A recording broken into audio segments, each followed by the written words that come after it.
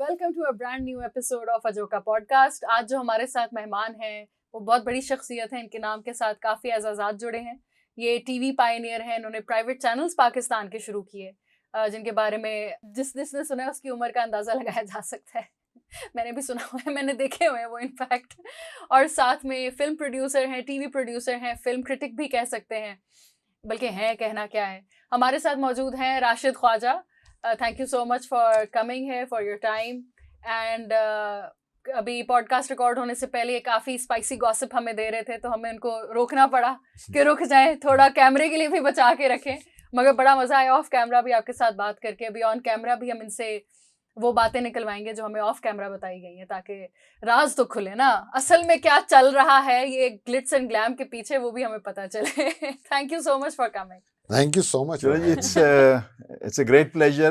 Khaja Sahab is an old friend and colleague, और PTV या private channels में हमने मिलके काम किया हुआ है। फिर एक प्रोड्यूसर्स एसोसिएशन बनाने की कोशिश हुई थी जो कामयाब हुई, और उसके भी ये पायनियर्स में से हैं, प्रोड्यूसर्स को इकट्ठा करने के लिए प्राइवेट सेक्टर के। लेकिन इब्तिदा हमारी जाती है मोनोपोली ईयर्स ऑफ PTV, और उस ज़माने में या उस ज़माने के बाद कुछ आप शेयर करना चाहें कि आप कैसे मीडिया या एंटरटेनमेंट इंडस्ट्री से इंट्रोड्यूस हुए, और PTV के दिनों के से जो फिर आगे उसका ट्रांसफॉर्मेशन हुई प्राइवेट टेलीविज़न की तरफ, तो फिर उसकी हम बात करेंगे। तो how did it all start, PTV days? मेरा PTV से तो कोई ताल्लुक नहीं रहा था। मैं मॉडलिंग करता था अपने कॉलेज डेज में, तो वहाँ से मेरा एडवर्टाइजिंग से ताल्लुक हुआ और मैंने एडवर्टाइजिंग ज्वाइन की। मेरे बहुत सारे करीबी दोस्त थे जो एडवर्टाइजिंग में थे, जिसमें ताहिर खान हुए या आसिफ रज़ा मीर, और बहुत सारे लोग थे जो एडवर्टाइजिंग से रखते थे। तो उसकी वजह से मैं एडवर्टाइजिंग इंडस्ट्री के साथ ज़्यादा जुड़ा। फिर मैं US चला गया था। वहाँ से जब मैं वापस आया तो ये एक प्रोजेक्ट था NTM का, जो कॉरिडोर्स ऑफ पावर में उसको सर्कुलेट कर रहा था कि बीबी पावर में आई थी और वो चाहती थी कि प्राइवेट चैनल यहाँ लॉन्च किया जाए। तो वो डिफरेंट प्रपोजल, डिफरेंट लोगों से बात हो रही थी, और वो उसमें ये हम तक पहुँचा। और फिर मैं उस वक्त चूँकि इंटरफ्लो के साथ और ताहिर खान के साथ बहुत ज़्यादा, तो हम लोगों ने इसके अंदर बड़ा इंटरेस्ट लिया और इसको फिर शुरू किया। और हमारे साथ तो मेरे ख्याल में PTV में तो कोई इतनी अहम शख्सियत नहीं थे, वो ताजदार आलम, आप तो जानते होंगे। जी। लेकिन he was the only one जो PTV से था, बाकी हमारा किसी का एक्सपीरियंस नहीं था। And we all started this, और हम सारे बचपन के दोस्त थे जिन्होंने मिलके ये चैनल शुरू किया था, जिसमें ताहिर खान, फैसल शेरजान और मैं और अमजद हरियाणी। STN था, एक A+ था, और कौन सा तीसरा चैनल? अभी हम STN पे हैं। अभी तो STN और PTN। अच्छा, ये बताएं, उस ज़माने में थोड़ा सा हम आपके इल्म में शायद ना हो, हम मुखालिफ फरीक थे। बिल्कुल। क्योंकि मैं PTV में जॉब भी कर रहा था और PTV की यूनियन में भी मैं काम करता था, और हमारे ये लगता था कि हमारे पेट पे लात मारी जा रही है कि हमारी ही हुकूमत की सरपरस्ती में प्राइवेट चैनल लॉन्च किया जा रहा है, और उसमें ब्यूरोक्रेट्स भी बड़े एक्टिवली इन्वॉल्व थे। सेक्रेटरी इंफॉर्मेशन जो थे वो यानी गवर्नमेंट के सेक्रेटरी इंफॉर्मेशन, PTV के चेयरमैन, और साथ साथ वो प्राइवेट चैनल के भी जो STN वगैरह है उसमें भी थे। हमने फिर हाई कोर्ट में रिट भी की कि ये क्या हो रहा है, इसको रोका जाए, और कम से कम इसको ग्रेजुअली इंट्रोड्यूस किया जाए। ये जो एकदम फिर बाद में फ्लड गेट्स ओपन हुए कि न्यूज़ भी और एंटरटेनमेंट भी। तो ये क्या ज़रूरत पेश आई थी उस ज़माने की हुकूमत को, जो हमारी पसंदीदा हुकूमत थी, कि वो प्राइवेट सेक्टर जो है ना उसमें एक चैनल लॉन्च किया जाए? क्यों लॉन्च किया जाए? कुछ आपने? आई थिंक ये हुआ तो बेहतर ही है। अगर आगे भी आप देखो तो जो डेवलपमेंट हुई है वो ज़रूरत भी थी, क्योंकि सारी दुनिया में ऐसे ही काम हो रहा था। अब वो स्टेट गवर्नमेंट चैनल जो थे वो सारा उसका जो इंफॉर्मेशन मिनिस्टर होता था उसके अंडर सारा कुछ होता था, फिर खबरें भी उनकी मर्जी की होती थी। आज प्राइम मिनिस्टर ने क्या किया और उसने क्या किया और इसने क्या किया, इस पे खबरें चल रही होती थी और दुनिया में ये ट्रेंड नहीं था। अब न्यूज़ किसी और तरफ जा चुकी भी थी, तो आई थिंक एक नीड थी उस वक्त की। और चूंकि बीबी ज़रा बाहर फॉरेन एजुकेटेड भी थी, तो वो चीज़ें बाहर से चाहती थी कि यहाँ पे आएँ और उस तरह से मीडिया खुले और चीज़ें खुलें।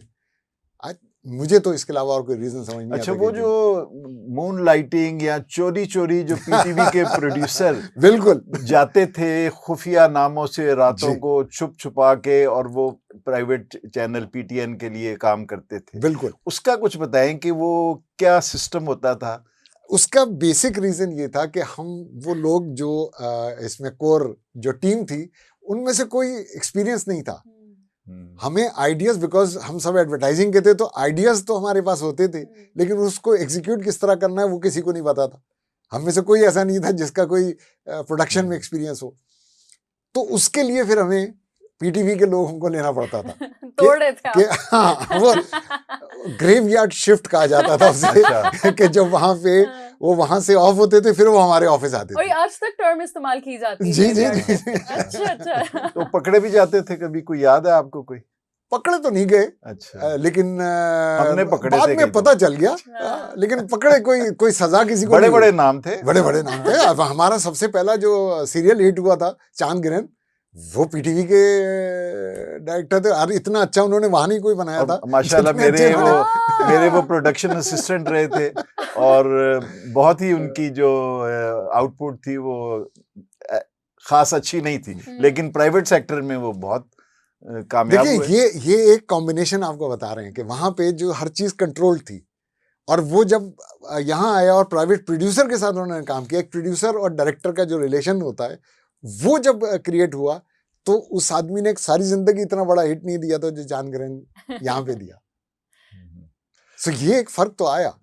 अच्छा, वो अपने उसके बारे में बताएं। फिल्में आपको देखने का बड़ा शौक है। अभी आप ऑफ कैमरा बता रहे थे कि आप जो भी फिल्म लगती है आप सिनेमा में बैठ के उसकी एक तमीज के साथ आप उसको देखना पसंद करते हैं। न सिर्फ उस तरह, बल्कि मैं चाहता हूँ सबसे पहले देखूं कि मुझे कोई बताए ना कि ये अच्छी है बुरी है, ताकि मैं अपना ओपिनियन क्रिएट ये कर शौक सकूं। आपका कब से हुआ? Who took you to your Childhood. first cinema experience? Childhood, बहुत छोटी उम्र से देख रहा हूँ मैं। मगर मेरे लेके लिए कौन बहुत गया? फैसिनेटिंग चीज थी। हाँ, आपकी मेरे फैमिली घर में में भी शौकीन थे हाँ लोग? जी, मेरे भाई वगैरह देखते थे, हाँ। मेरी सिस्टर्स देखती थी फिल्में, तो उनके साथ जाता था। तो मुझे शुरू से ही बहुत शौक हुआ और मुझे बहुत फैसिनेशन होती थी। मुझे टीवी से कभी फैसिनेशन नहीं हाँ। हुई, क्योंकि घर में बैठ के देखना, बातें करते हुए देखना, हाँ। मेरे से ये बर्दाश्त नहीं होता। तो कोविड में जब सिनेमाज बंद थे, आपने कैसे मैनेज किया? तो वो सिनेमा बनते तो आपको 10,000 वो ओटीटी प्लेटफॉर्म भी तो थे ना जिन पे फिल्में चल रही थी, तो फिल्में तो मिल जाती हैं आपको। हाँ। लेकिन मैं एंटरटेनमेंट के लिए टीवी नहीं देखता। हालांकि मेरा सारी जिंदगी टीवी से ताल्लुक रहा, और मैंने, जैसे आपने अभी इंट्रोडक्शन में बताया कि 3 चैनल्स लॉन्च किए, लेकिन मैं कभी एंटरटेनमेंट के लिए मैंने टीवी नहीं देखा। मेरे से ये बर्दाश्त ही नहीं होता कि लाइटें जल रही हैं, लोग बातें कर रहे हैं, खाना खा रहे हैं और साथ देख रहे हैं। हाँ। मुझे वो फिल्म का कॉन्सेप्ट है हाँ। कि जहाँ पे आपकी एक ऑडियंस जो है, आपको कैप्टिव ऑडियंस वो देखती है, इसलिए आपको डायलॉग्स याद होते हैं। आपको टीवी के डायलॉग याद नहीं होते। आप फिल्म में आपको अच्छा हेयर स्टाइल, मेकअप, आप हर चीज नोटिस करते हैं, आप टीवी पे नहीं करते। छोटे स्क्रीन की ये चीजें नोटिस नहीं, आपको याद नहीं रहती। एक ये बड़ी बात की जाती है कि जो टीवी एक्टर्स और एक्ट्रेसेस होती हैं वो फिल्म एक्टर एक्ट्रेस नहीं बन सकते।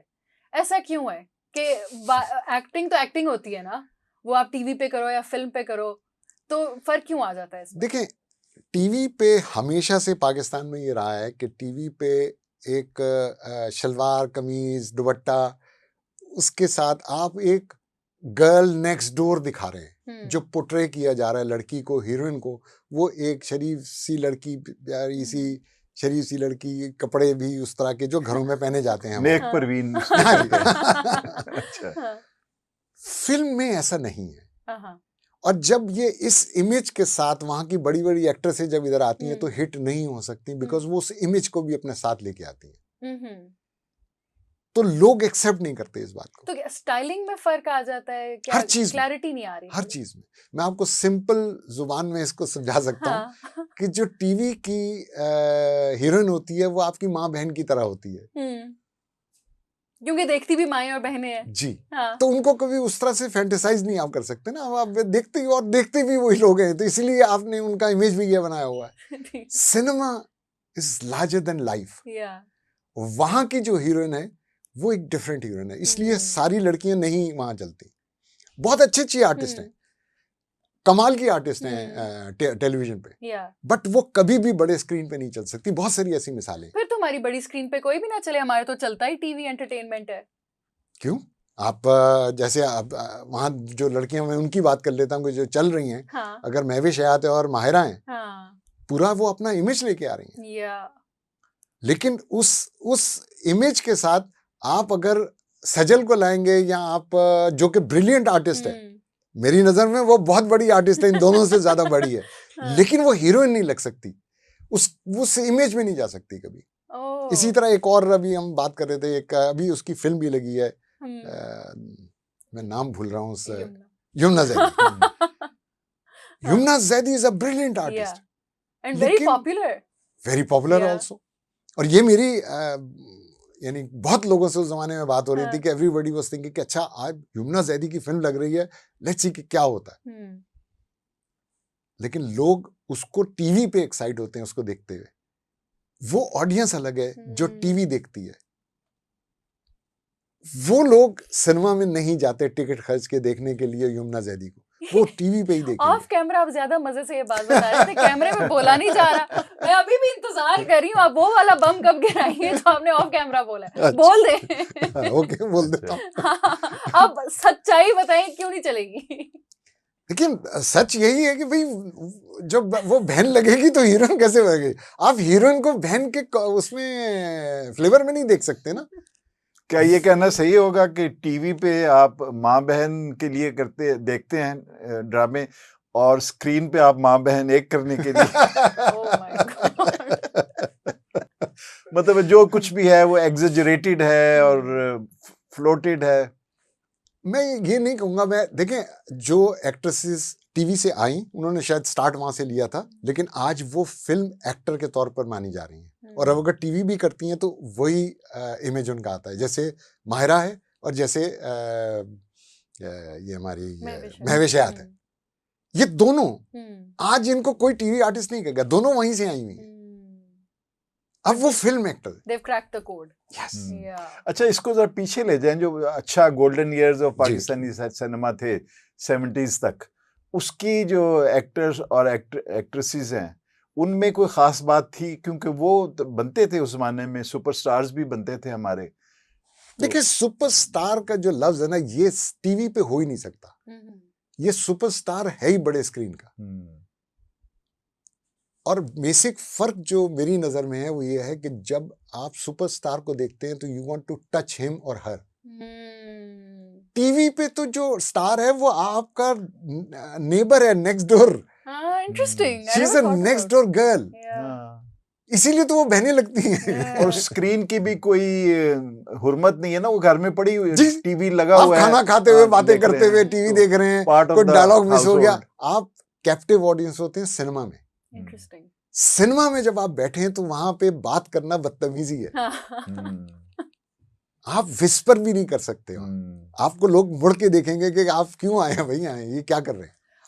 अच्छा, ये बताएं कि ये कहा जाता है आजकल की जो अभी डिजिटल पीरियड का सिनेमा है, तो बाज़ वक़्त कहते हैं कि ये तो टीवी ड्रामा छाप दिया स्क्रीन के ऊपर। तो ये टीवी एक्टर ही नहीं बल्कि हमारे राइटर और डायरेक्टर्स भी जो टेलीविज़न के एक्सपीरियंस के साथ स्क्रीन पे गए हैं वो अक्सर नाकाम रहते हैं। यही रीजन मैंने आपको बताया ना, हीरोइन इस वजह से नाकाम है। हीरो ने सारी जिंदगी काम किया होता इतने उसमें, और अब सिर्फ अपने मुंह से, उसको पता ही नहीं है कि अपने बॉडी लैंग्वेज क्या होती है, क्योंकि वहां टीवी पे वो नजर ही नहीं आते। और डायरेक्टर का भी यही हाल है कि वो उसी तरह से शॉर्ट डिविजनिंग करते हैं, चीजें करते हैं जिस तरह टीवी पे कर रहे होते हैं। और टीवी पे थोड़ा खींच के एक सीन दिखाना होता है, फिल्म में तो आपके पास टाइम ही नहीं है। जी, कहानी दुनिया में 2 घंटे से ज्यादा की होती नहीं है। टीवी पे आप जब वो 20 एपिसोड या 50 एपिसोड की तो बात ही नहीं करूंगा, 20 एपिसोड की कहानी कैसे बन सकती है? वो तो आपने एक उसके इवेंट को लेके उस पे पूरा 40 मिनट का एक सीरियल वो अपना एपिसोड बना देते हैं। अच्छा, हम टीवी की जो बात कर रहे हैं, जो हमारी ये फिल्में भी बनती हैं, ये भी हमारे एंटरटेनमेंट मोगल्स के बैनर्स के अंदर बनती हैं। जैसे जियो न्यूज़ अपनी फिल्में बनाएगा, जियो एंटरटेनमेंट। हम एंटरटेनमेंट अपनी बनाएगा, हाँ। ARY अपनी बनाएगा, डॉन, और हाँ। कभी ARY हम की फिल्म को प्रमोट नहीं करेगा अपने चैनल पे, एंड वाइस वर्सा, और ये बताते हैं इनकी फिल्में सुपर डुपर हिट हुई हैं। तो अब यही जो टीवी एंटरटेनमेंट वाले हैं, जब ये फिल्में बना रहे हैं, इस पे आपका क्या रहता है? देखिए, पाकिस्तान में जो सबसे ज्यादा फिल्म इंडस्ट्री को नुकसान पहुंचाया है वो हमारे चैनल्स ने बनाया, प्राइवेट चैनल्स ने। ये टोटली गलत इंफॉर्मेशन लाते हैं। फिर ये नुकसान सबसे बड़ा इन्होंने इस तरह पहुंचाया कि दुनिया में, देखें, इंडिया में फिल्म लगती है, वहां के 50 चैनल उस फिल्म को प्रमोट कर रहे होते हैं। यहाँ पे आपस की दुश्मनी को उन्होंने इंडस्ट्री को तबाह कर दिया कि अगर जियो की फिल्म है तो ARY उसको वो उसके बारे में जिक्र ही नहीं करेगा, जैसे फिल्म ही नहीं लगी। और बाकी अभी आप मौला जट पे देख लेना कि मौला जट पे इन्होंने किया क्या है कि उसके बारे में ना हम पे खबर है ना उसमें खबर है, सिर्फ वो जियो चला रहा है जैसे कोई जियो की अपनी फिल्म थी। भाई जियो तो उसका मीडिया पार्टनर था। अच्छा, गलत इंफॉर्मेशन से क्या मतलब कि ये जो फिल्म, देखिए, पहले तो फिल्म की कामयाबी की इवैल्यूएशन कैसे होती है इस वक्त? इवैल्यूएशन तो सक्सेस से होती है। वहां पे भी ये एग्जैजरेट करते हैं उसकी सक्सेस को। अगर फिल्म ने 2 करोड़ किया तो ये कहते हैं 4 करोड़ किया, 3 करोड़ किया तो बोलते हैं 8 करोड़ कर लिया, और सब झूठ बोल रहे हैं। झूठ बोलने की वजह क्या है? बिकॉज वो ये दिखाना चाहते हैं कि हमारी फिल्म हिट हो गई। वो पब्लिक को ये नहीं बताना चाहते कि भाई इस चैनल ने ये फिल्म बनाई और फ्लॉप कैसे हो सकती है। इनकी फिल्म, वो चूंकि दूसरा तो खबर दे ही नहीं रहा ना उसकी, और आप खुद जो है सारी झूठी खबरें दे रहे हैं उस फिल्म के बारे में। ये शुरू से हो रहा है। तो अगर असल में जानना हो कि बॉक्स ऑफिस नंबर्स क्या थे, तो वो कैसे कोई जान सकता है? मार्केट में होते हैं, देखें, आप फील्ड में जब कनेक्टेड होते हैं तो आपको सारे फिगर्स मिल रहे होते हैं। वो तो ये है कि अब सारे चैनल ही ये कर रहे हैं तो एक दूसरे की वो बुराई भी तो नहीं बता रहे ना, क्योंकि फिर दूसरा भी उसके राज खोल देगा अगर एक खोलेगा एक के राज। तो ये इस तरह से बात ही नहीं हो रही। अब कोई अगर चैनल के खिलाफ बोलेगा तो चैनल उसके सारे मिलके खिलाफ हो जाएंगे। तो ये चीजें तो। अच्छा, ये मौला जट का जिक्र आया। अब मौला जट पहले भी एक बनी थी, कामयाब हुई थी, लेकिन बड़ी ही खौफनाक किस्म की फिल्म थी, खून खराबे वाली, और सुल्तान राही पूरे अरूज पे, लेकिन बड़ा उसका भी नाम था। फिर उसके बाद ये एक मौला जट 2 बनने की, लेजेंड ऑफ मौला जट की कोशिश शुरू हुई, जिसमें सख्त मुकाबलेबाजी, मुकदमेबाजी, बड़ा कुछ हुआ, और उसके बाद फिर साल लगा के ये फिल्म लगाई। इसमें भी खून खराबा बेतहाशा है, और उसी मौला जट की जो एक लेजेंड है उसको प्रमोट किया गया, मगर ये बियॉन्ड बिलीफ इसकी सक्सेस हुई है। तो ये क्या मिस्ट्री है? देखिए, पहली बात तो ये, चूंकि आपका ताल्लुक हमेशा टीवी से रहा है, तो टीवी पे जो एक्शन और ये सारी चीजें तो होती नहीं है। फिल्म आप बहुत चॉइस देखते हैं, और वहां पे किसी भी लेवल का एक्शन आप दिखा सकते हैं, बिकॉज आप अपने चॉइस से देख रहे हैं। सेंसर सिर्फ ये कर सकता है कि अच्छा, अगर आपने हद से ज्यादा दिखाया तो फॉर एडल्ट्स कर देंगे, जैसे इस फिल्म को यूके में किया गया फॉर एडल्ट्स, क्योंकि वहां के लॉस डिफरेंट थे। उन्होंने कहा यहाँ तो ये वाला सीन काट दो, यहाँ हम इसको इस सीन की वजह से फॉर एडल्ट्स का वो देंगे। अब फॉर एडल्ट्स जब होती है तो आजकल यूथ बहुत ज्यादा सिनेमा में जा रही है, तो बड़ा नुकसान होता है। लेकिन उन्होंने कहा कि नहीं, हमने चेंज नहीं करना, हमने इसी तरह रिलीज करनी है, और फिनोमिनल बिजनेस यूके में भी हुआ उसका। फिर उन्होंने बाद में वर्जन वो वाला दिया जिसमें फिर वो secret of Maula Jatt success, it's a different world he has created. Pakistan की हिस्ट्री में इस लेवल का डायरेक्टर पैदा नहीं हुआ जो बिलाल लाशारी है। वार भी जो इनकी आई थी, मुझे याद है, मैंने देखी वार थी। कुछ नहीं थी जो ये थी।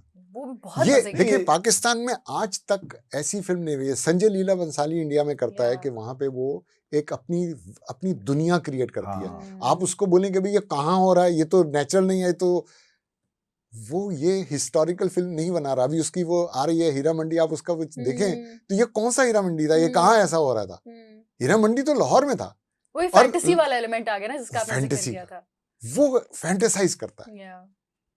रामलीला देख लें, उसकी सारी फिल्में, देवदास देख लें, वो टोटल एक फैंटेसी, उसने अपना वर्ल्ड क्रिएट किया था। उसमें इतनी इमारत तो थी नहीं, वो तो लड़की गरीब थी, लड़का अमीर था, और उसमें तो दोनों ही की घर बड़े प्यारे थे। हाँ। नहीं तो, लेकिन आप उसको गलत नहीं कह सकते। मौला जट का फार्मूला बताएं। इसने भी यही किया। देखें, इसने सबसे पहली चीज ये की कि कोई पीरियड नहीं बताया ये कब की है। आपको फिल्म देखते हुए फील होता है कि अच्छा, इसके अंदर तो पुलिस ही नहीं है, ये कौन सा टाइम है, फिर लाइट नहीं है, आप वो गांव के किसी जगह पे लाइट नहीं देख रहे, लोगों ने आग जलाई हुई है, उससे रोशनी आ रही है। तो मौला जट का आप बता रहे थे आपने फर्स्ट कट देखा था, जी जी तो जी। वो आपको कैसा लगा देख के? Did you predict at that time? वो तो वैसे ही लगा जैसी फिल्म थी। नहीं, but what did you predict at that time? वो जियो ने एक्चुअली, वो मीडिया पार्टनर्स थे, तो उनने वो मॉर्निंग शो उनका जो होता है उसमें उन्होंने मुझसे पूछा कि भाई ये कैसी लगी आपको। तो पहले तो मुझे खैर मुझे अलाउ नहीं उन्होंने किया था, उन्होंने तो एक प्राइवेट शो था जो किया हुआ था अपनी फैमिली के लिए, और पहली दफा वो चेक करने के लिए फिल्म को जो करते हैं आप। तो मैंने फिर उनका, मुझे प्रोड्यूसर का फोन आया कि नहीं नहीं आप कर सकते हैं, वो हमारे मीडिया पार्टनर हैं। तो मैंने फिर उनको कहा कि मुझे ये लग रहा है कि ये पाकिस्तान में जितना बिजनेस करेगी ये एक हिस्ट्री क्रिएट करेगी, और मुझे इसमें एक वो पोटेंशियल नजर आया कि पाकिस्तानी, ये बाकी जो बाहर के फिगर्स आते हैं ना, ये सब झूठे फिगर्स होते हैं। पाकिस्तानी फिल्म कोई इंटरनेशनली कोई बिजनेस नहीं करती, बल्कि मेजॉरिटी ऑफ द मूवीज अपने पैसे दे के रिलीज करवाते हैं, सिर्फ वो क्रेडिट लेने के लिए कि वहाँ रिलीज हुई है वर्ल्ड वाइड। जी जी जी, कोई world wide release Pakistani film ने बिजनेस नहीं किया सब्सटेंशियल। इस फिल्म ने कमाल का बिजनेस किया। अच्छा। और सिर्फ यूएसए, यूके, जहां जहां पंजाबी इंडियन और पाकिस्तानी पंजाबी है, हर इंडियन पंजाबी ने देखी वो, जो बाहर ऑस्ट्रेलिया में हर जगह पे ये हाईएस्ट ग्रोसिंग फिल्म बन गई। और उसी तरह एंजॉय और यूके में ये सिर्फ हाईएस्ट ग्रोसिंग पंजाबी फिल्म नहीं है, ये फॉरेन लैंग्वेज की हाईएस्ट ग्रोसिंग फिल्म बन गई है यूके के अंदर। वहां ये फिगर्स मैंने वो पहले दिए थे। अच्छा। अभी रिलीज नहीं हुई थी। अच्छा, आपका इंडियन सिनेमा पे भी काफी नजर है, आप जाते भी रहे हैं, आपने वहां से आपके पास सीखने के अलावा और कोई तरीका क्या है फिल्म के बारे में सीखने के लिए? अगर आप इंडियन फिल्म नहीं देखते, बॉम्बे फिल्म वर्ल्ड जो है वो किस तरह फर्क है कि वही लोग हैं, जुबान भी वही है और कल्चर भी वैसा ही है, तो कैसे वो, अपार्ट फ्रॉम द फैक्ट कि दैट्स अ बिग मार्केट, लेकिन कैसे वो सेंचुरीज और पता नहीं light years ahead of us हैं सिनेमा में? देखिए, ये तो बात आपकी ठीक है कि आप पाकिस्तानी फिल्में ज्यादातर उठाएं तो आपको लगते हैं कि वो लाइट ईयर्स अहेड हैं, बट आप जब मौला जट देखेंगे आपको ये नहीं लगता कि वो हमसे बहुत आगे हैं, क्योंकि इंडिया के भी हर मेजर डायरेक्टर और प्रोड्यूसर ने वो फिल्म देखी जाके और अप्रिशिएट की। मेरे पास 20 मैसेज हैं टॉप लोगों के वहां के जिन्होंने देखी, और वो अमेज थे कि यार किस लेवल की फिल्म ये क्रिएट हो गई है, पाकिस्तान में बनाई गई। I heard that Karan Johar specially flew to Dubai just to watch it. मैंने नाम नहीं लिया था कि yes, he flew all the way to Dubai just to watch the movie. मगर देखें clearly we enjoy their films, they enjoy, well we also because enjoyed culture it. same है ना। What does that mean कि culture same है? हम लोग तो दो देखिए, हमारे यहाँ एक कल्चर से, एक तो कल्चर है ना हमारा, लेकिन एक फिल्म कल्चर है, क्योंकि वो इनसाइड है कि वहाँ बॉम्बे फिल्म वर्ल्ड में होता क्या है। नहीं देखिए, मैं कल्चर जब सेम कह रहा हूँ तो मैं वो फिल्म के अंदर जो चीजें दिखा रहे हैं, जो बातें हैं, जो खाना है, जो कपड़े हैं, जो वो वहां पे फिल्म उसको कहते हिंदी हैं, बट वो बनती उर्दू में हिस्टोरिकली। नहीं, मैं कह रहा हूँ बिहाइंड द स्क्रीन वहाँ क्या होता है, जो फिल्म वर्ल्ड की जिंदगी है, जो लोग हैं, फिल्म मेकर्स हैं, जिसका बारे में मंटो ने काफ़ी इंटरेस्टिंग लिखा था। तो अभी जब आप इंटरेक्ट करते हैं बॉम्बे में, तो वहाँ के फिल्म वर्कर्स और टेक्नीशियंस और राइटर्स, वहाँ की क्या फील है? वहाँ की बिल्कुल अलग दुनिया है वो हमसे।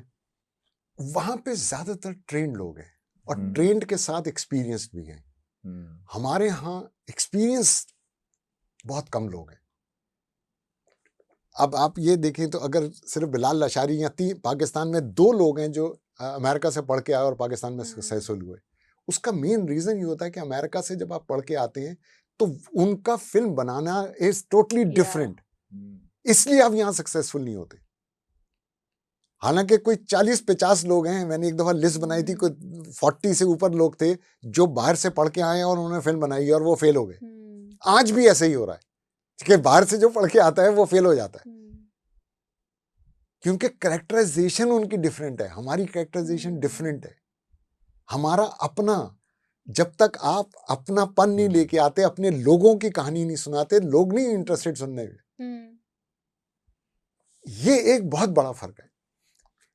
वहां पे जो है वो बाहर से भी आता है तो वो आके असिस्ट करता है, हम्म, वो लोकल लोगों के साथ काम करता है जो उस काम को जानते हैं, उस काम को समझते हैं।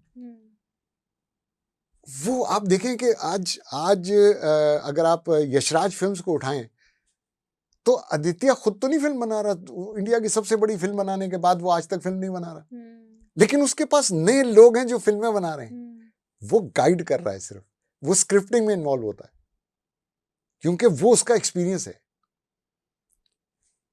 मेरी नजर में फिल्म बनाना बहुत आसान हो गया है टेक्नोलॉजी की वजह से। डायरेक्टर का वहां पता चलता है जिसको स्क्रिप्ट का सेंस है, जिसको स्क्रिप्ट बनवाना आता है राइटर से। अभी आप कह रहे थे कि इंडियन कल्चर और हमारा culture it's the same, that's why we enjoy each other's entertainment. What does that mean? देखिए दुनिया में कोई दो मुल्क नहीं है जहां पे एक जुबान में फिल्में बनती हो। हाँ, हॉलीवुड जब बड़ा हुआ तो उसने यूके की इंडस्ट्री खत्म करवा दी, सारे टैलेंटेड लोग वहां चले गए। अभी ऑस्कर भी एक आयरिश बंदे ने जीता है। फ्रेंच है तो वो फ्रेंच सिर्फ फ्रांस में बन रही है। आप जिस लैंग्वेज को उठाएंगे वो वहां पे एक मुल्क की जुबान में वो एक मुल्क में होगा, दो मुल्कों में नहीं बन सकती। हमारी और उनकी फिल्में उर्दू में ही बन रही हैं, वो उसको हिंदी कह रहे हैं, हम उर्दू कह रहे हैं, लेकिन वो भी उर्दू में। उसमें सिर्फ हिंदी का तड़का है, कुछ अल्फाज हैं जो वो यूज करते हैं, बाकी तो उर्दू में, गाने उनके सारे उर्दू में लिखे जाते हैं। सेंसरशिप जो है टेलीविजन को तो काफी नुकसान पहुंचाया और फिल्म को भी, लेकिन कभी कभी सेंसरशिप इस हद तक भी जाती है, चाहे वो एक फॉर्मल सेंसरशिप हो या इनफॉर्मल हो या अनटोल्ड सेंसरशिप, कि वो उमर शरीफ जैसे बड़े एक्टर जो थे और बड़े एंटरटेनर, उसको भी वो खा गई। फिर ये बहुत सारी फिल्में ऐसी हैं जिन्होंने कभी लाइट ऑफ द डे नहीं देखी सेंसरशिप की वजह से। कुछ इसका थोड़ा सा हमें बताएं। जहां तक उमर शरीफ का ताल्लुक है, आई डोंट थिंक के ये सेंसरशिप से इसका ताल्लुक है। अच्छा, आई थिंक कुछ इसका कोई झगड़ा किसी प्रोड्यूसर से हुआ था, किसी सीनियर प्रोड्यूसर से, वो थोड़ा सा रूड आदमी तो था, तो वो उसने अपने स्टाइल में कोई बात की जो किसी को बुरी लगी और उस पर बैन लग गया। बैन लग गया जी, for 16 years he was banned from television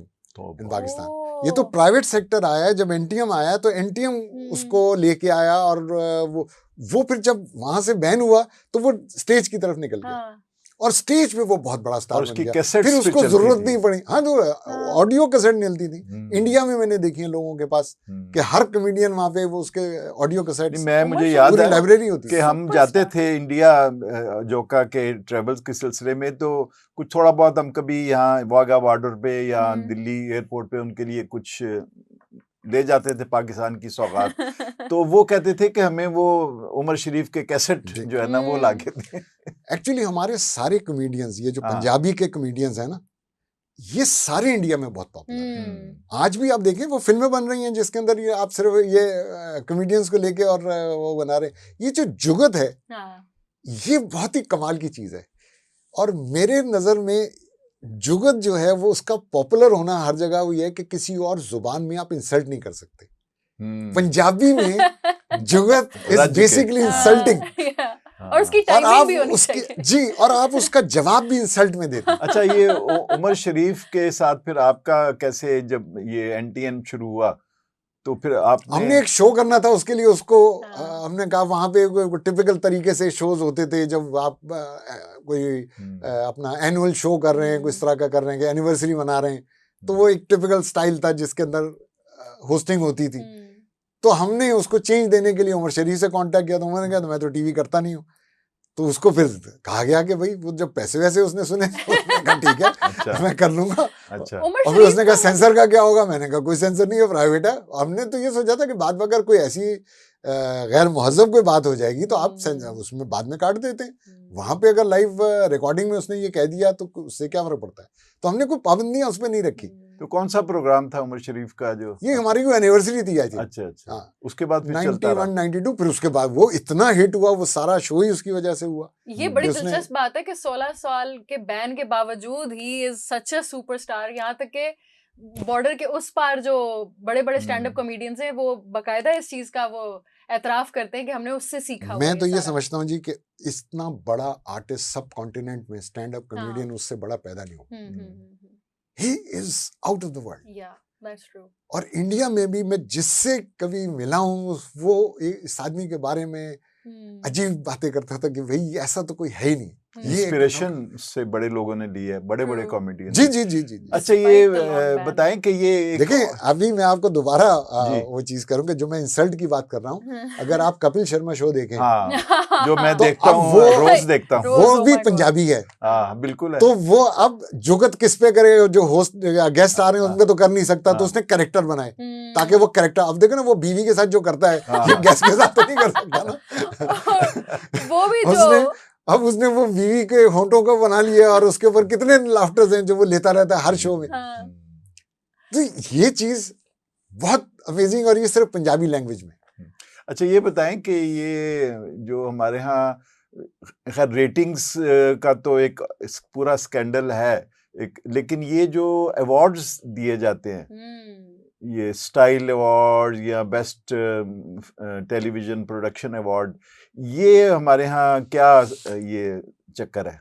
Shahid साहब मैं बड़ी बदकिस्मती समझता हूँ हमारी ट्रेड की कि आज तक कोई ढंग का अवार्ड नहीं क्रिएट हो सका। एक जमाने में निगार अवार्ड की कुछ वैल्यू थी, ग्रेजुएट अवार्ड थे, आज तक ग्रेजुएट उतना बड़ा नहीं बना था, निगार सबसे बड़ा था आपका, बट वो सिर्फ फिल्म का था। टीवी का तो आज तक हिस्ट्री में कोई अवार्ड नहीं है जिसको आप देखें। ये कहाँ दुनिया में होता है कि हर चैनल अपना अवार्ड दे रहा है, वो अपने ड्रामे, अपने एक्टर, अपने लोगों को अवार्ड दे रहा है। पाकिस्तान में बेस्ट एक्टर कौन है ये किसी को नहीं, कोई नहीं देता अवार्ड। अब एक अवार्ड हो रहा है जिसका नाम लक्स अवार्ड है। ये दुनिया में कहीं होता है कि अवार्ड का मतलब मैं उसको प्राइड अपने घर में कैसे रखूंगा जिसका नाम ही लक्स है?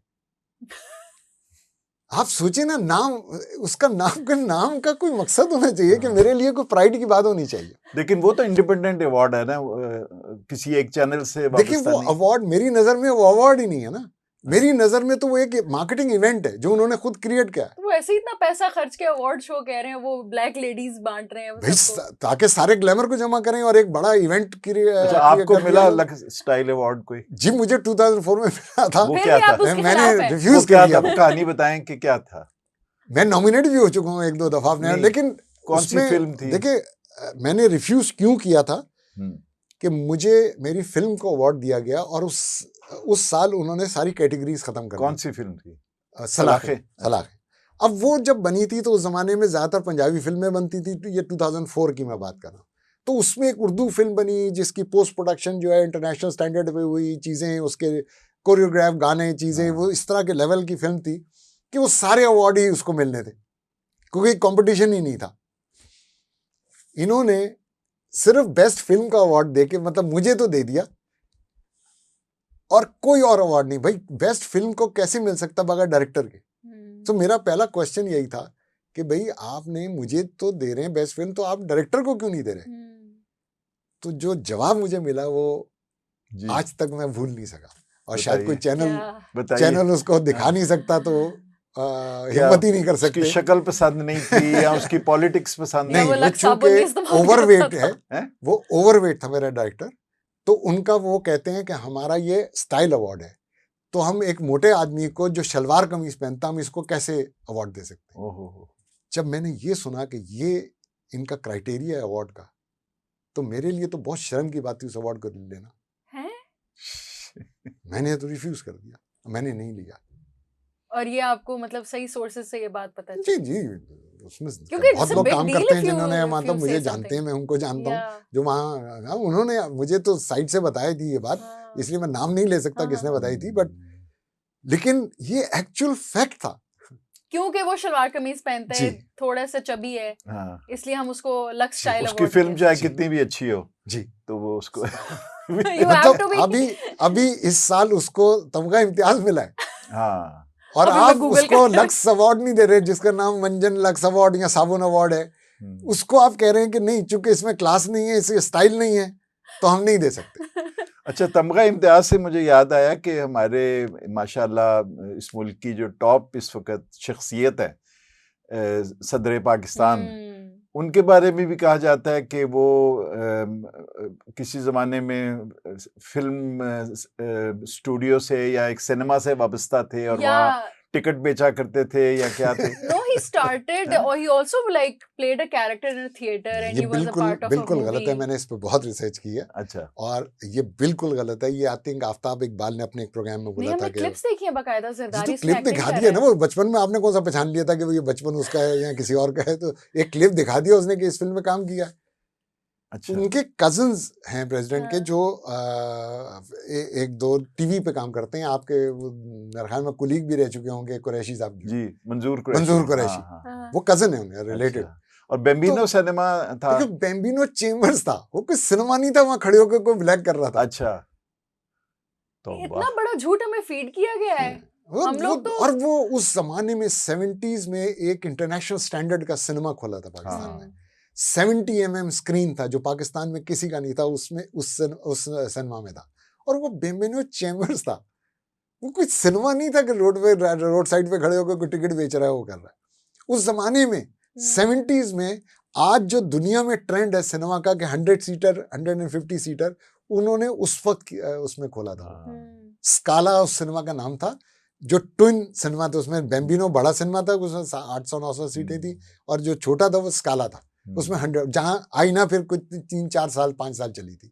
तो कॉन्सेप्ट ये था कि जब कोई बड़ी फिल्में जैसे आईना थी, जब वो बेम्बिनो से उतरी तो वो वहां रिलीज तो सदर साहब का सिनेमा था, उनके फादर ने बनाया। अच्छा अच्छा, वो ही वाज अ किड हाकिम एट दैट जरदारी टाइम। साहब। हाँ हाँ, वो तो अच्छा, स्कूल अच्छा। कॉलेज में होंगे ना उस वक्त। वो I'm so हाकिम sad to है कि ये false news है। हम तो बड़ा खुश Totally थे कि हमारा प्रेसिडेंट जो है वो थिएटर से शुरू हुआ था। हाँ, मतलब he was never अगर an रोनाल्ड रेगन जो है सदर बन सकता है तो हमारा भी अच्छा, ये बताएं अब टू वाइंड अप, दो चीजें आपसे पूछनी है। एक तो इतने अब सैकड़ों चैनल बन गए हैं, एंटरटेनमेंट चैनल खास तौर पे, तो इनका क्या मुस्तकबिल है, और सिनेमा जो हमारा है, जो नया सिनेमा है, न्यू वेव सिनेमा, उसका क्या मुस्तकबिल है? देखिए जी, सिनेमा इट्स अ ट्रेजेडी ये कहना कि सिनेमा पाकिस्तान में नहीं चल सकता जब तक हम इंडियन फिल्म नहीं खोलेंगे, इंडिया पीरियड। इंडियन फिल्म खोलेगी तो पाकिस्तानी फिल्म भी बनेगी, और पाकिस्तानी फिल्म को उस वक्त फायदा हुआ जिन 5-6 सालों में इंडियन फिल्म चल रही थी, तो पाकिस्तानी फिल्में बढ़ रही थी, वरना खत्म हो चुका था। Competition makes you better।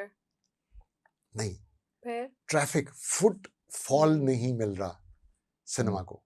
जब वो आती है तो और भी कोई अच्छी फिल्म आती है तो वो बिजनेस करती है। फिर अच्छे सिनेमा में आप गए, एक फिल्म का आपको टिकट नहीं मिला तो आप घर वापस नहीं आते, फिर आप बोलते हैं और कौन सी लगी हुई है। यही कॉन्सेप्ट है मल्टीप्लेक्स का, कि आप घर से उठ के जाते हैं, अपने जो फेवरेट मल्टीप्लेक्स है, क्लोजेस्ट है या फेवरेट है, उसमें आप जाते हैं। अगर आपकी पसंद की फिल्म का नहीं मिला तो आप कोई और फिल्म देख लेते हैं, आप घर वापस नहीं आते। जब इंडियन फिल्म होती है तो फुटफॉल बढ़ जाता है, क्योंकि वहां पे एक मल्टीप्लेक्स को चलने के लिए साल की 100 फिल्में चाहिए, हफ्ते में 2 मूवीज चाहिए। पाकिस्तान में इंग्लिश फिल्म पे नहीं चल सकता, बिकॉज इंग्लिश फिल्म हम लोग सिनेमा में नहीं देखते। There are only 7 English movies जो फ्रेंचाइजीज हैं जो पाकिस्तान में बिजनेस करती हैं, सुपर हीरो। तो 7 फिल्मों में पाकिस्तान में कैसे चलेगा? मगर इसकी दूसरी तरफ आर्ग्यूमेंट ये बनती है कि उन्होंने भी तो जो बॉर्डर्स रोक दिए, हमारे आर्टिस्ट्स का एक्सचेंज हो रहा था आपस में, they actually started it, they stopped taking our artists on board and then they didn't want to work with us and vice versa, and then they started इसमें तो creating मेरे लिए तो प्राइड है कि उन्होंने रोका, बिकॉज दे वर थ्रेटन। आज अगर 2 साल जो है ये वापस ना आता, हमारा जो खान था ये वो चौथा खान होता, ये उस लेवल पे पहुंच जाना था इसने 2-3 सालों के अंदर। मैंने सुना है पद्मावत में भी कास्ट हो चुका था, इसके साथ सीन शूट हो गए थे। जी, और जो छोटे मोटे एक्टर हैं ना, वो जो सेकंड जी फवाद खान की, कि जो सेकंड आपकी टियर है एक्टर्स की, वो उनके लिए तो ये थ्रेट था। इसी तरह आपका जो सिंगर्स के लिए थ्रेट था राहत फतेह। तो ये तो मेरे लिए तो प्राइड की बात थी। आप बोल रहे हैं कि इसमें जो पाकिस्तान को उनकी फिल्में बैन कर, हमें तो उनकी फिल्मों की जरूरत है। उनको भी तो हमारे आर्टिस्ट की जरूरत है। नहीं वही देखिए, उनको करोड़ों अरबों अच्छा। मतलब लोग हैं, और फिर वहाँ ट्रेनिंग की अपॉर्चुनिटीज है, फिर मार्केट है बड़ी। अच्छा, ये बताएं कि ये जो डिस्ट्रीब्यूटर्स हैं और मैं थोड़ा सा exhibitors हैं, इसमें लूंगा कि वो फवाद की मैंने आपको एग्जांपल हाँ। अभी जैसे दी, इसी तरह अली जफर है, हाँ। इसी तरह माहिरा है। या माहिरा अगर ये बैन ना लगता या तो माहिरा एक मेजर आर्टिस्ट थी इंडिया में। वो आज भी बड़े फैंस हैं उनके जी। वहाँ पे। हाँ, आप उसको देखें ऐसे लगता है कि उसने को पता नहीं 20 फिल्में की हुई हैं, ट्रू ट्रू ट्रू। हालांकि एक फ्लॉप फिल्म की हुई है जो इतनी को बड़ी हिट भी नहीं है, और और उस एक फिल्म से वो इतनी बड़ी स्टार है वहां पे। उनकी जो स्क्रीन प्रेजेंस है ना, वो तो वही आपके वाली बात कि she actually is a film actress. जी now it makes sense to जी। Me because when you look at her on the big screen you are left, मतलब आप बिल्कुल एक वो ट्रांस में चले जाते अली हो। जफर इतनी को आप देखें कि खूबसूरत वो है। वहां पे जो स्क्रीन पे आया है वो हम्म। एक अलग यूनिक पर्सनैलिटी थी। Yeah. फिर वो साथ गाता है, या कितने हीरोज हैं जो गाते भी हैं खुद। या तो वो जब कॉन्सर्ट करता है तो ये चीज बड़ी यूज होती थी उसमें कि वो आतिफ, आतिफ असलम, हाँ। आतिफ? Big star. तो आप अगर उनकी फिल्में लगाएंगे, आप ये कि उन्होंने बैन किया हमने भी बैन कर दिया, मैं तो कहता हूँ आप और खोल दें ताकि वो उनके लिए मजबूरी बन जाए हमारे आर्टिस्टों को लेना। मैं इसमें इस तरह से थोड़ी उनके साथ लड़ूंगा, मेरे लड़ने का कुछ और स्टाइल होगा अगर मैंने लड़ना इंडिया के साथ। अच्छा, ये जो इसमें कुछ हमारे डिस्ट्रीब्यूटर्स और जो हमारे फिल्म प्रोड्यूसर्स का भी कोई कसूर है, जो यहाँ पर हमारे यहाँ फिल्म इंडस्ट्री जो है वो कोलैप्स जो उसका ख़त्म होने को नहीं आता? देखें, दुनिया भर में हॉलीवुड बॉलीवुड सब जगह the success ratio is not more than 10%। अच्छा।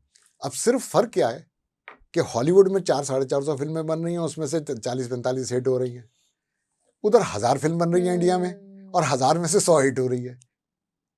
वो आपने इंडिया की बुरी फिल्में नहीं देखी हैं, हमारी फिल्मों से ज्यादा बुरी उनकी बुरी फिल्म जो है देखी हुई है वैसे। हाँ, तो यहाँ पे ये बड़ा जरूरी है कि आप इन चीजों को खुलने दें, उनको आने दें, और वो हमें कोई नुकसान नहीं पहुंचा रहे, इसका हमें फायदा है कि आपके सिनेमा को 100 फिल्में साल की मिलेंगी। इसीलिए उस जमाने में हम इतनी आगे बढ़ रहे थे, नए सिनेमा खुल रहे थे, रिटर्न इनको सिनेमा वालों को बहुत जबरदस्त मिल रहा था।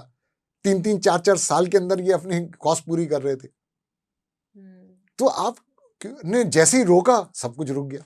अब सारे सिनेमा जो है वो लॉस में जा रहे हैं और सिर्फ इस इंतजार में है कि एक दिन पाकिस्तान खोलेगा तो वो ये वेट कर रहे हैं। इंडियन पंजाब की फिल्में रिलीज होती हैं तो वो काफी लोग देखने जाते हैं, लेकिन इंडियन फिल्म, पंजाबी फिल्म वहाँ की अच्छी नहीं है। ये एक और बात है जो मैं करना चाहूंगा कि हमने आइडेंटिफाई करना पड़ेगा, बजाय कि उर्दू में हम फिल्में बनाएं, हमें पंजाबी में बनानी चाहिए। आपको फॉरेन मार्केट, ये मौला जट ने प्रूव कर दिया कि पंजाबी फिल्म की कितनी, क्योंकि हम पंजाबी फिल्म उनसे ज्यादा बड़ी बना सकते हैं। हम उर्दू फिल्म उनसे बड़ी बनाना जरा सा मुश्किल है हमारे लिए। हम अच्छी बना सकते हैं, लोगों ने दिखा दिया कि हम बना सकते हैं, बट उनसे बेहतर नहीं बना सकते। उसके लिए आपको फिर उस तरह का वॉल्यूम चाहिए, फंड चाहिए, बजट चाहिए कि उस लेवल की हम बना सकें जो उनका बड़ा लेवल है। लेकिन पंजाबी में हम उनसे बेहतर बना सकते हैं। तो आपको जो मार्केट है, पूरी दुनिया की पंजाबी मार्केट मिलती है, और पंजाबी बहुत बड़ी मार्केट है यूके में, ऑस्ट्रेलिया में, कनाडा में, यूएस में भी, यूएस में स्कैटर्ड है, अच्छा। बट जो कनाडा है वहां तो मतलब पूरा कनाडा भरा हुआ पंजाबियों से। उनके भी पंजाबी, हमारे भी पंजाबी। तो दोनों जगह के पंजाबी जब मिलते हैं, जैसे यूके में वो अपने पंजाबी वो रेडियो स्टेशन तक चल रहे हैं पंजाबी, इतना पंजाबी है वहां। वो सिर्फ फर्क ये था कि पाकिस्तानी जो था वो इंडियन पंजाबी फिल्म नहीं देखता, उनकी कॉमेडी बहुत बुरी होती है, मतलब बहुत लेवल, हमारा लेवल पंजाबी में, हम एक ही चीज में उनसे बेहतर हैं और वो कॉमेडी है। हमारे आर्टिस्ट जो हैं वो बहुत आगे हैं उनसे। ऑन दैट नोट हमारे पास टाइम खत्म हो गया है, तो anybody who is watching this take notes. आप पंजाबी में फिल्म बनाएं आप ताकि वो बड़ी हिट हो जैसे कि मौला जट बनी थी। Thank you so much for your time. Thank you for being here. We learned a lot of inside details as well, which we wouldn't have known otherwise.